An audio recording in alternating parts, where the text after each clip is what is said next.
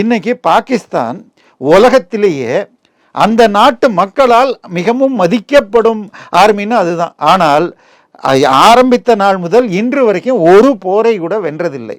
ஆனால் ஒரு முறை கூட தோற்றதில்லை. எங்கன்னு சொன்னால் ஒரு எலெக்ஷனில் கூட ஜெயிச்ச கவர்மெண்ட்டை 5 வருஷம் ஆள விட்டது கிடையாது.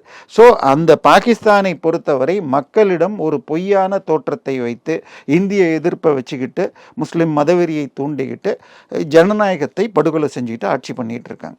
ஸோ இந்த ஆர்மியுடைய பேரை கெடுக்கணும். உதாரணமாக இம்ரான்கான் எழுந்தார், ஓரளவுக்கு மக்கள் ஆதரவு இல்லாமல். அவர் இப்போ பஞ்சாபை சேர்ந்தவர், அவருக்கு சிந்துலேயோ மற்ற பகுதியிலையோ கிடையாது. ஸோ அவர் அந்த பகுதியிலேருந்து எழுந்து மற்ற பகுதியிலையும் அக்செப்ட் வந்தோன்னா அவரை கழட்டி விட்டுட்டாங்க. இப்போது அவருக்கு முன்னாடி பெனசீர் புட்டோ எழுந்தாங்க, இல்லை நவாஸ் ஷெரீஃப் எழுந்தாங்க. நவாஸ் ஷெரீஃபும் மோடியும் ஃப்ரெண்ட் ஆனாங்க, நவாஸ் ஷெரீஃபும் வாஜ்பாயும் ஃப்ரெண்ட் ஆனாங்க. ஆர்மியை மீறி அவங்க எதிர்த்து போனால் அவங்கள அடித்து கீழே போட்டுருவாங்க. இதுதான் ஆர்மி செஞ்சிட்ருக்கு. இது வரைக்கும் 1947 இன்னைக்கு வரைக்கும் பாகிஸ்தானில் ஒரு கவர்மெண்ட் கூட முழு 5 வருஷத்தை தாண்டியதில்லை. ஸோ பாகிஸ்தான் ஆர்மியுடைய ஒரே வெற்றி ஜனநாயகத்தை அளிக்கிறது. ஆனால் ஒரு போரில் கூட ஜெயிச்சது கிடையாது. ஆனால் மக்கள்கிட்ட போனால் நாங்கள் எல்லாமே ஜெயிச்சிட்டோன்னு பொய்ய சொல்லிட்டு இருக்காங்க.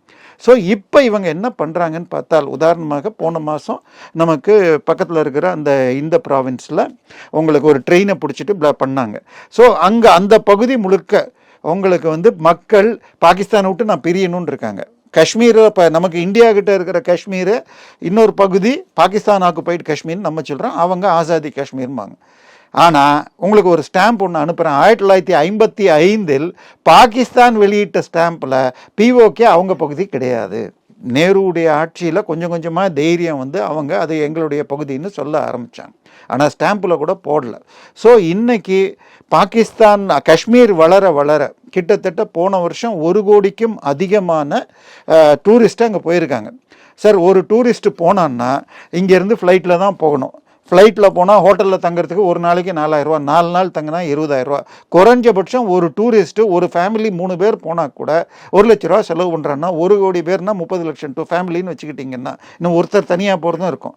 ஸோ கிட்டத்தட்ட அந்த அளவுக்கு 5000 கோடி 10,000 கோடி டூரிஸ்ட் ரெவென்யூ வருது. ஹோட்டலுக்கு ரெவென்யூ, டாக்ஸிக்கு ரெவென்யூ, சாப்பாடு, ஹோட்டல்ஸு, அந்த குதிரைக்காரங்க, இது மாதிரி இப்படி வர வர அவர்கள் எங்களுக்கு இந்தியாவோடு சேர்ந்து அமைதியாக வாழணும்னு போயிடுவாங்க.